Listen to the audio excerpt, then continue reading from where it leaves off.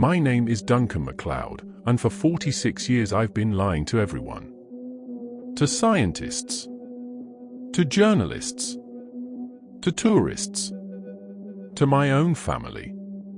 I've sabotaged expeditions, destroyed evidence, misled researchers, and done everything in my power to keep the world from discovering what truly lives in Loch Ness. I'm 82 years old now. My health is failing. And I've decided it's time to tell the truth about what I've done and why I did it. They can't find him because I've made sure they can't. Every sonar reading that got too close, I interfered with. Every photograph that showed too much, I acquired and destroyed. Every researcher who came too near to the truth, I misdirected. For nearly 5 decades, I've been the invisible barrier between the creature and the world that wants to capture it. And I'd do it all again. I know what you're thinking. That I'm a crank. A conspiracy theorist. Someone who spent too much time alone by the water, creating fantasies about monsters and secret missions. But I'm not. I was a marine biologist. I worked for the Scottish Office of Environmental Research from 1975 to 1998. I had credentials, access, authority. And I used all of it to keep the creature hidden. This isn't a story about believing in legends or protecting folklore. This is about protecting a living being that has survived for centuries by remaining undiscovered. And I've spent my entire adult life making sure it stays that way. In 1978, I made a promise. Not to a person, but to the creature itself. I promised I would keep it safe. Keep it hidden. Keep the world at bay. And I've kept that promise through 6 different government administrations, dozens of scientific expeditions, hundreds of tourists with cameras, and countless people who wanted nothing more than to prove the monster was real. They never succeeded. Because I never let them. Before I explain how I did it, I need you to understand something. Subscribe to this channel. Share this video. Leave a comment. Not because I want recognition for what I've done, but because this testimony needs to exist. Because when I'm gone, there needs to be a record of why the creature has remained hidden for so long. And because someone needs to continue the work I've been doing. The creature is real. It's intelligent. And it deserves to remain free. That's what this story is about. Not discovery, but protection. I first saw the creature in June of 1977. I was 35 years old, recently hired by the Scottish Office to conduct a comprehensive survey of Loch Ness's ecosystem. Nothing to do with monster hunting. My job was to study fish populations, water quality, aquatic plants. Legitimate scientific work. I'd been working on the loch for 3 months. Setting up monitoring stations. Taking samples. Cataloging species. Standard environmental research. I had a small boat, basic equipment, and unlimited access to the water. I worked alone most days, which I preferred. Gave me time to think, to observe, to really understand the ecosystem I was studying. On June 23, 1977, I was anchored near Urquhart Bay, about 200 yards from shore. It was early morning, around 6. The water was calm, the air cool, the light just beginning to strengthen. I was preparing to take depth readings when I noticed something odd in the water ahead of me. A disturbance. Not waves. Not wind. Something moving beneath the surface, creating ripples that spread outward in a pattern that didn't match any natural current I knew. I picked up my binoculars. Watched. The disturbance moved closer. Slowly. Deliberately. And then something surfaced. A head. Long neck. Dark skin. Eyes that caught the morning light and reflected it back at me. I froze. My scientific training told me what I was seeing was impossible. There were no large aquatic animals in Loch Ness beyond fish and the occasional seal that wandered up from the coast. But my eyes told me something different. I was looking at a creature that shouldn't exist. It stayed on the surface for maybe 30 seconds. The neck extended about 8 feet above the waterline. The head was surprisingly small in proportion to the neck, with a shape that reminded me of a seal's head, but elongated. The eyes were large, dark, positioned to look forward as well as to the sides. Intelligence in those eyes. Awareness. And then it dove. Smoothly. Gracefully. The water barely rippled. And it was gone. I sat in that boat for 2 hours, not moving, trying to process what I'd seen. I was a scientist. I dealt in facts, evidence, measurable phenomena. And I'd just witnessed something that contradicted everything I knew about the natural world. When I finally returned to shore, I didn't tell anyone. Didn't file a report. Didn't mention it to my colleagues. Because I knew what would happen if I did. I'd be dismissed as another person who'd fallen for the Loch Ness legend. My credibility would be destroyed. My career would end. So I kept quiet. And I started planning how to see it again. Over the next year, I spent every available moment on the water. I learned the creature's patterns. Where it surfaced. When it surfaced. The conditions it preferred. I documented everything in a private journal that I kept locked in my flat. I told no one what I was doing. In May of 1978, I saw it again. This time at dusk, near Foyers. The same long neck. The same graceful movement. But this encounter lasted longer. Nearly 5 minutes. I watched it surface, move slowly across the water, and then dive again. And I realized something that changed everything. The creature was aware of me. It had seen my boat. Had probably seen me watching through my binoculars. But it hadn't fled. Hadn't shown fear or aggression. It had simply allowed me to observe it and then return to the depths. That awareness, that lack of fear, told me the creature had encountered humans before. Many times, probably. And it had learned that we weren't always a threat. That some of us could be trusted to watch without interfering. I decided in that moment that I would be one of those people. That I would protect this creature, not study it. Not capture it. Not expose it to the world. Just protect it. 3 weeks later, I had my chance to prove it. A research team from Cambridge arrived at Loch Ness. They had funding, sophisticated equipment, and ambitious plans. They wanted to conduct the most comprehensive survey ever attempted. Underwater cameras, sonar arrays, submersibles. They were going to find the monster, they said. Going to prove it existed. I was assigned to assist them. Provide local knowledge. Help them navigate the loch. Give them access to my data. And I knew I had to stop them. Not because I didn't want the creature to be discovered, but because I understood what discovery would mean. Capture. Study. Exploitation. The creature would become a specimen, a curiosity, a tourist attraction. Its freedom would end. Its life would become an exhibition.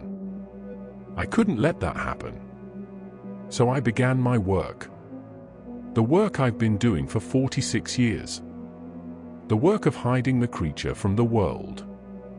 If you're still watching this, if you're still listening, I need you to pay attention to what comes next. Subscribe to this channel.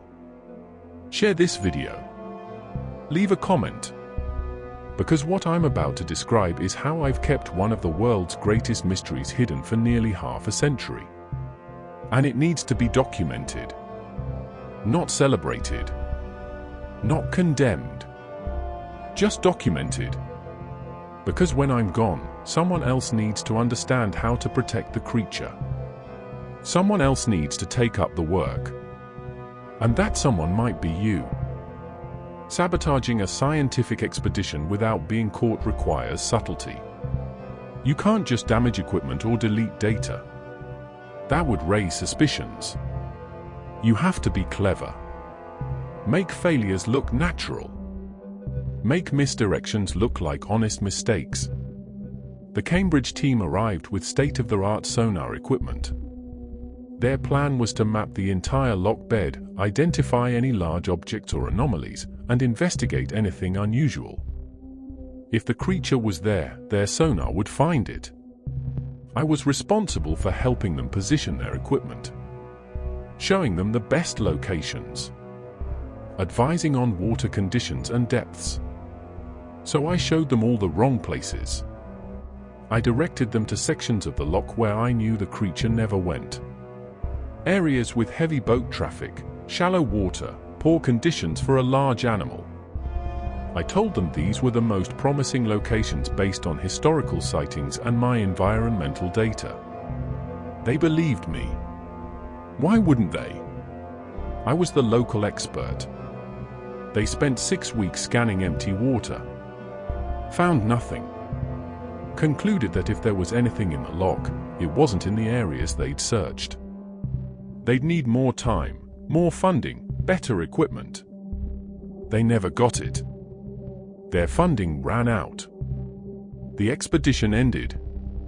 They left, disappointed but not suspicious. And I breathed easier. The creature was safe. For now. But there would be others. There always were. Researchers, journalists, documentary makers. All coming to Loch Ness with their equipment and their ambitions. And I would have to stop each of them.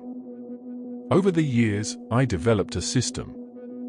I monitored who was coming to the loch, what they were planning, what equipment they had. And I found ways to interfere. Sometimes it was simple misdirection, sending them to the wrong locations, giving them bad advice about timing or conditions. Sometimes it was more direct. Equipment failures.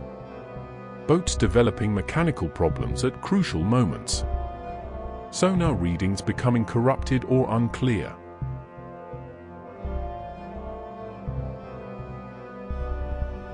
And sometimes it was personal intervention. There was a photographer in 1982 who captured remarkable images of the creature. Clear shots. Undeniable. He was planning to sell them to a major newspaper. I found out about it. Tracked him down. Offered to buy the photographs for my personal collection. Paid him triple what the newspaper was offering. And then I destroyed the images. There was a research team in 1986 that dropped underwater cameras in the exact location where the creature spent most of its time. They would have captured footage. Definitive proof. But the cameras malfunctioned. All of them. Simultaneously. The researchers blamed manufacturer defects. Never suspected sabotage. There was a sonar operator in 1989 who detected a large moving object at depth. Tracked it for nearly an hour. Had data that would have convinced skeptics. But his computer crashed. Lost all the data. Tragic accident. Nothing to be done about it. I did these things. All of them. And more. For 46 years, I've been the invisible hand protecting the creature from discovery. And I've gotten very good at it. But it's taken a toll. The lies. The deceptions. The constant vigilance. Knowing that one mistake, one moment of carelessness, could undo everything I've worked for. And knowing that what I'm doing is right, even when it means destroying the work of good people. Honest researchers. Genuine scientists. People who deserve to make discoveries and advance knowledge. I've cost them that. Cost them opportunities and recognition and truth. All to protect a creature that most people don't even believe exists. That's the burden I've carried. And it's heavy. You might be wondering how I know where the creature is. How I've been able to track its movements well enough to keep people away from it. The answer is simple. The creature and I have an understanding. It started in 1980. I'd been watching over it for 2 years by then, successfully misdirecting several expeditions. And I'd continued my private observations, learning its habits, its patterns, its territory. One evening in August, I was sitting on the shore near Invermariston, just watching the water. No equipment, no camera, just sitting. And the creature surfaced about 50 feet from shore. Stayed there, looking at me. It was the first time I'd seen it up close from land. The first time I could really study it without binoculars or distance. And it was magnificent. The neck was easily 12 feet long. The body beneath the surface was massive, extending back into the water far beyond what I could see. The skin was dark, almost black, with a texture that reminded me of a dolphin's skin. Smooth but not slick. And the eyes. Those large, dark eyes. Looking directly at me. With what I can only describe as recognition. It stayed there for 3 minutes. Then it dove. And I knew something had changed. The creature had acknowledged me. Had shown itself deliberately. Had established a connection. After that night, I started seeing it more regularly. Not every day. Not even every week. But often enough that I began to understand we had reached an agreement. The creature allowed me to see it. Allowed me to know where it was. In exchange, I protected it. I know how that sounds.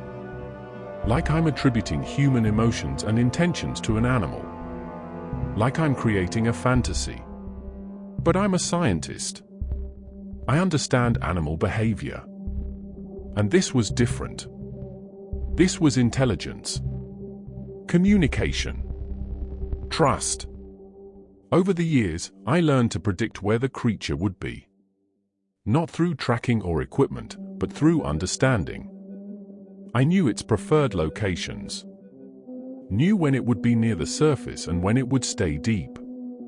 Knew when researchers or tourists were getting too close. And when they did get close, I intervened. Drew the creature away. Made noise or disturbance that warned it to dive. Set up false readings or sightings in other parts of the loch to redirect attention. The creature learned to trust these warnings. Learned that when I appeared, when I made certain signals, it meant danger was near. It learned to stay hidden when I needed it to. We became partners in its protection. I provided the intelligence about human activity. It provided the cooperation by staying out of sight. And for 46 years, it's worked. The creature has remained hidden. Safe. Free. But I'm 82 now. My time as guardian is ending. And that's why I'm recording this testimony. Because someone needs to know what I've done. Someone needs to understand how to continue the work. The creature is still out there. Still alive. Still free. But it needs protection. It needs someone to watch over it. To keep the world at bay. I've done my part. Now someone else needs to step forward. Are you that person? Are you willing to take on this burden? This responsibility? This work of hiding one of the world's greatest mysteries from the world that desperately wants to find it? I hope so. Because the alternative is discovery, capture, The end of freedom for a creature that has survived in secret for centuries. Think about that. And decide if you're ready to become the next guardian. There have been moments over the years when I almost failed. Times when someone came too close to the truth. Times when my interventions weren't enough. Times when I thought the creature would finally be discovered and all my work would be for nothing. The closest call came in 1984. An American research team arrived with funding from a major university and equipment I'd never seen before. Deep-sea submersibles, advanced sonar, underwater tracking systems. They weren't just scanning the loch. They were planning to explore it systematically, section by section, leaving nothing unchecked. I tried my usual methods. Misdirection. Bad advice about locations. But the team leader was smart. Experienced. He'd studied the loch for years before arriving. He had his own maps, his own theories, his own data. He wasn't going to be led astray by a local biologist. Within the first week, they positioned their equipment in exactly the right locations. The places where the creature spent most of its time. If they ran their sonar there, they'd detect it. No question. I had to take more direct action. One night, I snuck onto their support vessel while the crew was ashore. Found their sonar equipment. Carefully adjusted the calibration settings. Not enough to make it obviously broken.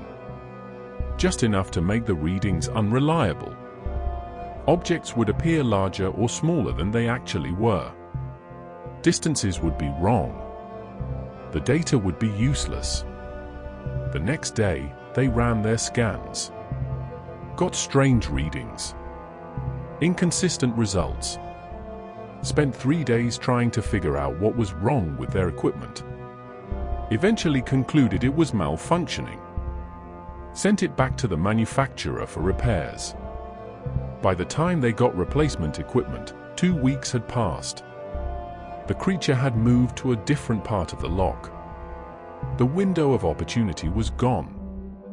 The team left frustrated, convinced their equipment had failed them, never suspecting sabotage. But I knew how close it had been, how easily they could have succeeded. And I knew I couldn't rely on luck and small interventions forever. Another close call happened in 1987. A documentary filmmaker arrived with a massive budget and Hollywood connections. He wasn't interested in scientific proof.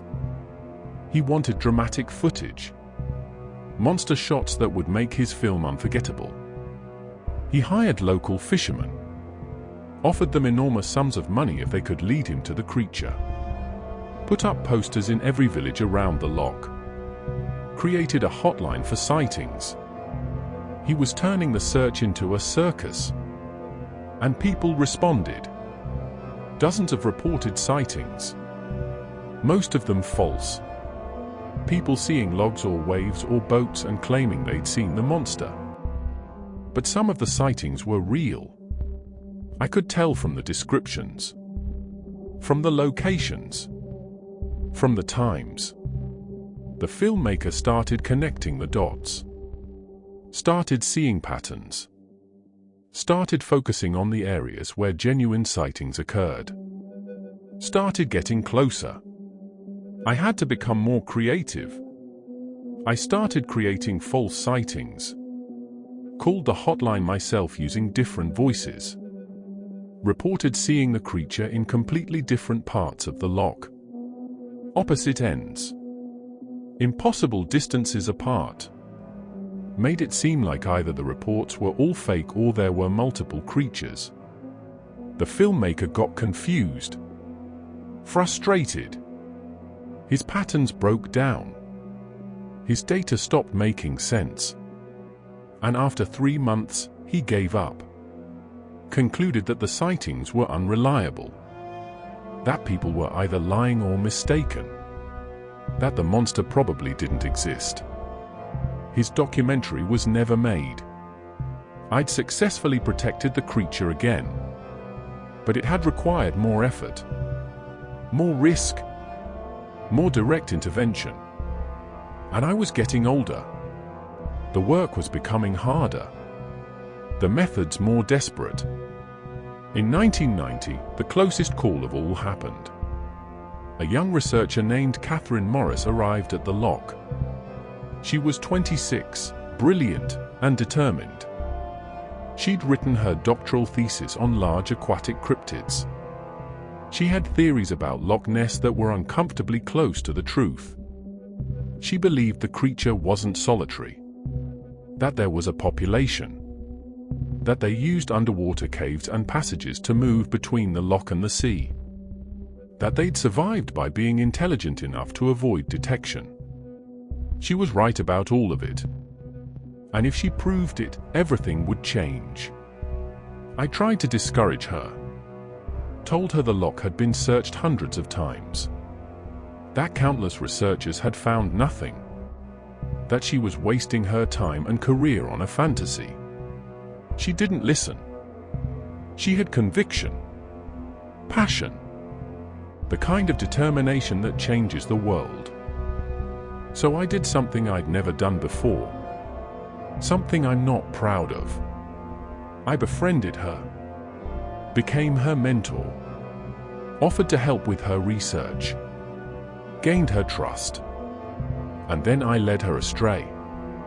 Subtly, carefully, pointing her toward promising but ultimately empty leads, helping her waste time on theories that went nowhere, encouraging research directions that would never yield results. It took 2 years. 2 years of careful manipulation. 2 years of watching a brilliant young scientist pursue a truth I kept just out of her reach. 2 years of lying to someone who trusted me. Eventually, she gave up. Not because she stopped believing, but because she ran out of funding. Ran out of time. Moved on to other projects. Left Loch Ness behind. I watched her go and felt something I'd never felt before. Guilt. Real, heavy guilt. Not for protecting the creature, but for what I'd done to her. For the career I derailed. For the discovery I'd stolen from her. That guilt has stayed with me. Still does. Because Catherine Morris deserved to make that discovery. Deserved the recognition. Deserved the truth. But I couldn't let her have it. Because discovery means exposure. And exposure means the end of the creature's freedom. That's the cost of being a guardian. You don't just protect. You also prevent. And sometimes what you prevent is good people doing good work. It's a cost I've paid for 46 years. And it never gets easier. I've spent nearly 5 decades observing the creature. More hours than any scientist or researcher. More encounters than anyone alive. And I've learned things about it that no one else knows. Things I've kept secret.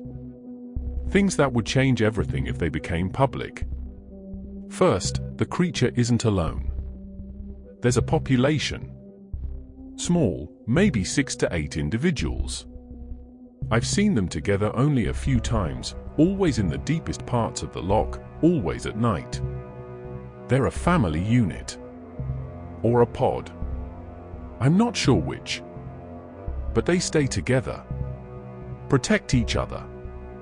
Second, they're not trapped in the loch. There are underwater passages connecting Loch Ness to the sea.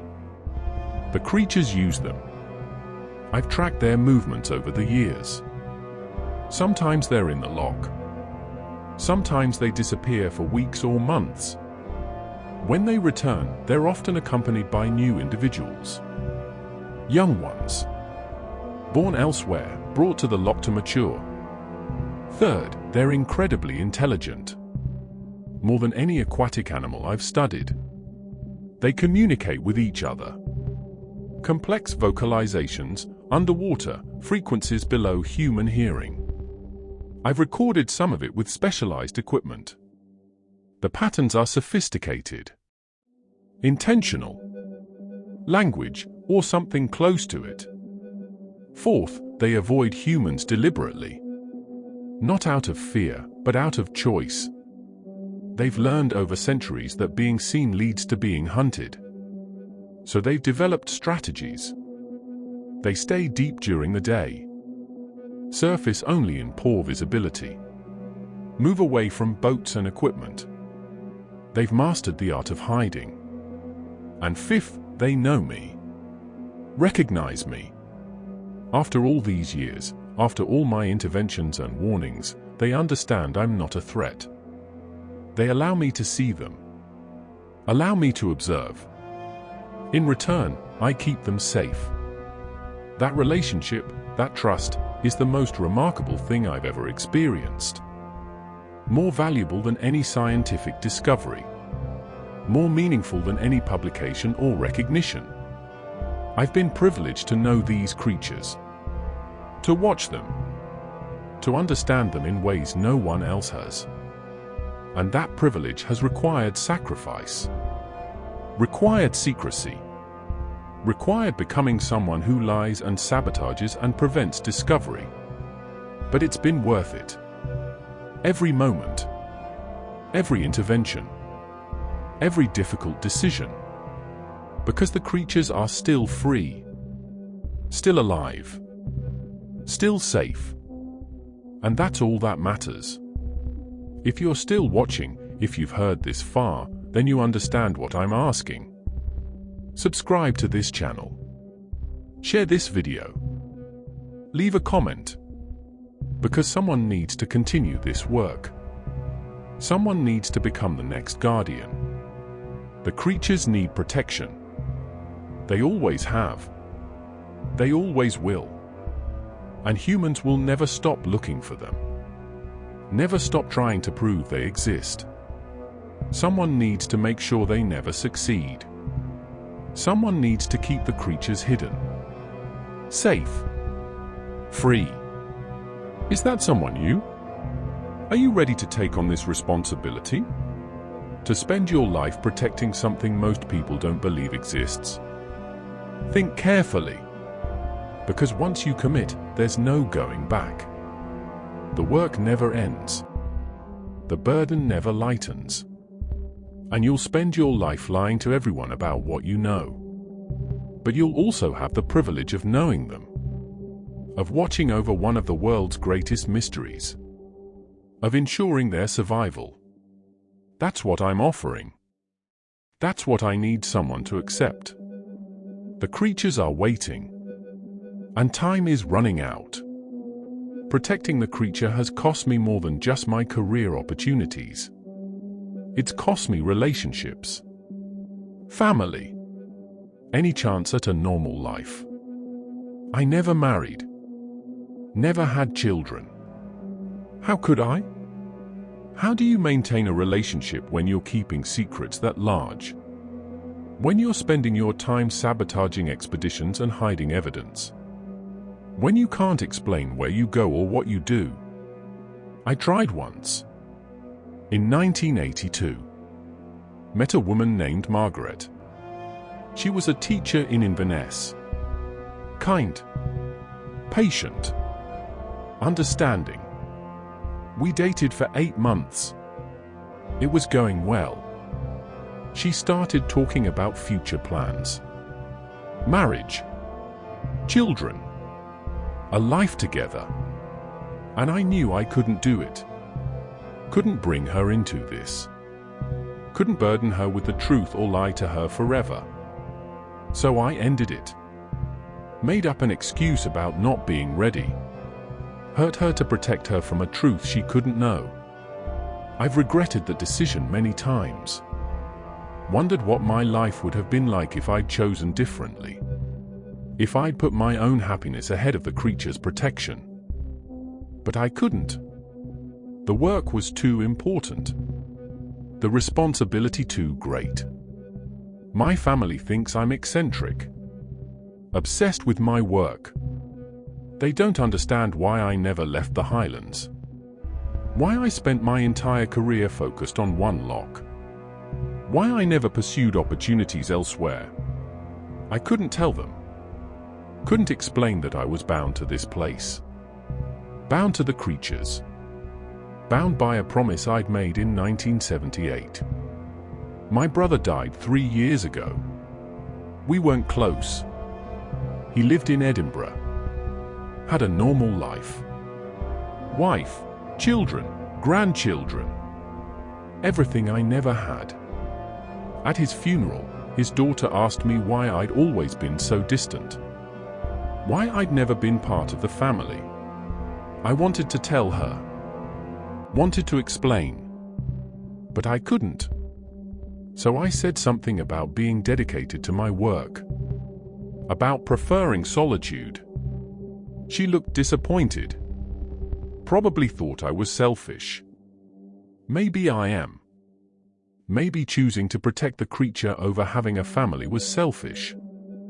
Maybe I should have found a way to do both. But I didn't. I made my choice. And I've lived with it. The loneliness has been hard. Harder than the work. Harder than the deception.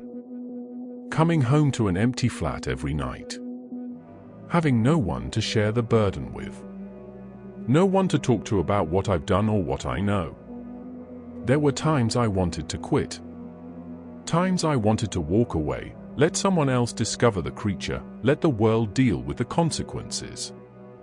Times I was so tired of the responsibility that I considered just stopping. But I never did. Because I'd made a promise. And because the creatures trusted me. And because no one else was doing the work. So I carried on. Year after year. Decade after decade. Alone. Isolated. Protecting something most people would never believe existed. That's the price of being a guardian. Not just the work. Not just the lying. But the loneliness. The separation from normal human life. The sacrifice of everything else for one purpose. I paid that price willingly. But I want whoever comes next to understand what they're accepting. This isn't just about protecting a creature. It's about giving up everything else. About choosing this work over family, over relationships, over a conventional life. Are you ready for that? Are you willing to make that sacrifice? Because if you're not, then you're not ready to be a guardian. And the creatures will be vulnerable. Think about it. Really think. Before you commit to something that will consume the rest of your life. I won't live much longer. Maybe a few months. Maybe less. The doctors have been telling me for a year that I should be in hospital. That I need full-time care. But I've refused. I'm staying here, at the loch, for as long as I can. Because the work isn't finished.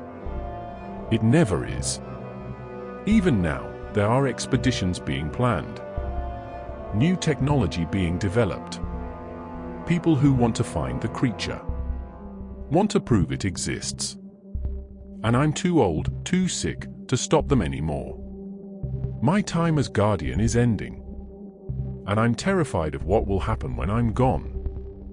Who will protect the creatures? Who will intervene when the next expedition gets too close? Who will sabotage equipment and misdirect researchers and destroy evidence? Without a guardian, the creatures will be discovered eventually. It's inevitable. Technology improves. Methods become more sophisticated. The loch isn't infinite.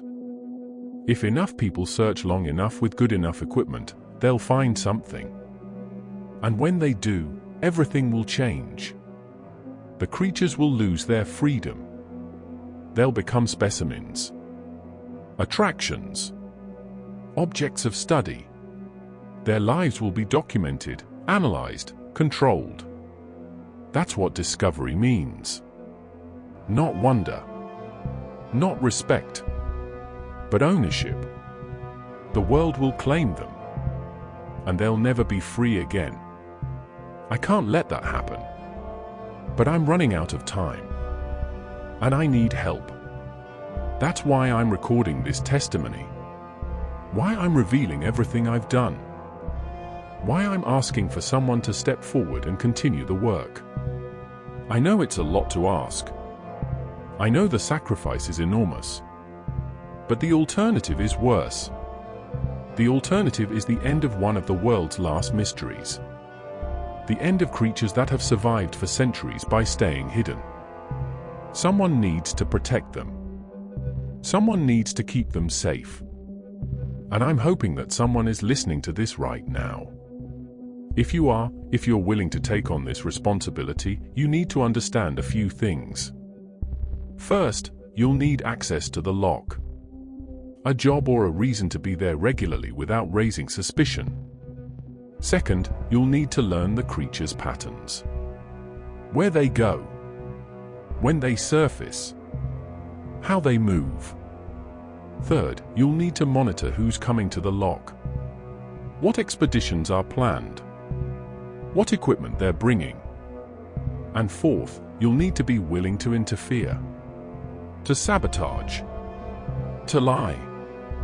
To do whatever is necessary to keep the creatures hidden. It's not easy work. It's not clean work. But it's necessary work. I've been doing it for 46 years. I'm ready to pass it on. I'm ready for someone else to take up the burden. Are you ready to accept it? The creatures are waiting. The loch is waiting. And time is running out. Subscribe to this channel. Share this video. Leave a comment if you're willing to help. If you're ready to become the next guardian. Because I need to know that when I'm gone, the work will continue. The creatures deserve that. They deserve protection. They deserve freedom. And they deserve someone who will fight to keep them hidden from the world. Will that someone be you? I'm recording this final chapter from my cottage overlooking the loch. It's early morning. The water is calm. The hills are shrouded in mist. It's beautiful. Peaceful. The kind of morning that reminds me why I've spent my life here. Yesterday, I saw the creature for what will probably be the last time. I was sitting on the shore, too weak to take the boat out, just watching the water. And it surfaced. Close to shore. Closer than it usually comes. It stayed there for several minutes. Looking at me. And I had the strangest feeling that it understood. That it knew I was dying. That this was goodbye. I've spent 46 years protecting this creature and its family. 46 years of deception and sabotage and sacrifice. And in that moment, I felt it was all worthwhile. Because the creature was free. Was alive. Was safe. That's all I wanted. All I worked for. And I succeeded. The creatures are still hidden. Still protected. Still free. But my work is ending. And someone else needs to begin theirs. To whoever takes up this responsibility, I want to say a few things. First, don't underestimate the cost. This work will consume your life. It will separate you from normal human relationships and experiences. It will require you to lie constantly and to sabotage good people doing legitimate work. It's not heroic. It's not glamorous. It's difficult and lonely and morally complicated. But it's necessary. Because the alternative is worse. The alternative is discovery, capture, exploitation. The alternative is the end of these creatures' freedom. Second, be creative. The methods I used won't work forever. Technology changes. People get smarter. You'll need to adapt. Find new ways to interfere. New ways to misdirect. New ways to protect.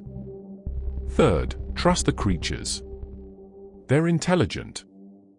They'll help you. They'll learn to recognize your warnings. They'll cooperate with your efforts to keep them hidden. You're not protecting them despite themselves. You're protecting them with them. And finally, don't lose sight of why you're doing this. You're not preserving a mystery for mystery's sake. You're not keeping a secret because secrets are fun. You're protecting living beings. Intelligent, aware, remarkable beings who deserve to live free from human interference. That's what matters. That's what makes the sacrifice worthwhile. I've lived a strange life, dedicated entirely to protecting something most people don't believe exists. I've lied to colleagues, sabotaged expeditions, destroyed evidence, and prevented discoveries. I've given up family, relationships, any chance at a conventional life. And I do it all again. Every difficult decision. Every lonely night. Every moment of doubt. Because the creatures are still here. Still free. Still hidden from the world. That's my legacy. Not scientific papers or professional recognition or any kind of public acknowledgement. Just the knowledge that I kept a promise. That I protected something precious. That I did work that mattered, even if no one will ever know I did it. I hope someone continues this work. I hope someone steps forward and becomes the next guardian. Because the creatures need protection. They always have. They always will. And humans will never stop searching. Never stop trying to prove the impossible. Never stop trying to capture and study and control. Someone needs to stand between the creatures and that impulse. Someone needs to keep them safe. Keep them hidden. Keep them free. I did my part. For 46 years. Now it's someone else's turn. The creatures are waiting. The loch is waiting. And the work that never ends is waiting for someone to continue it. Will you be that person? Will you take up the burden I'm laying down? Will you become the guardian the creatures need? I hope so. Because my time is ending. And theirs needs to continue. Thank you for listening to this testimony. Thank you for hearing my confession.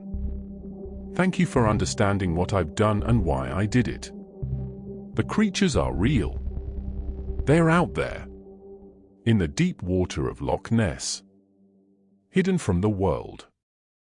Protected by decades of careful intervention. And they need someone to keep them that way.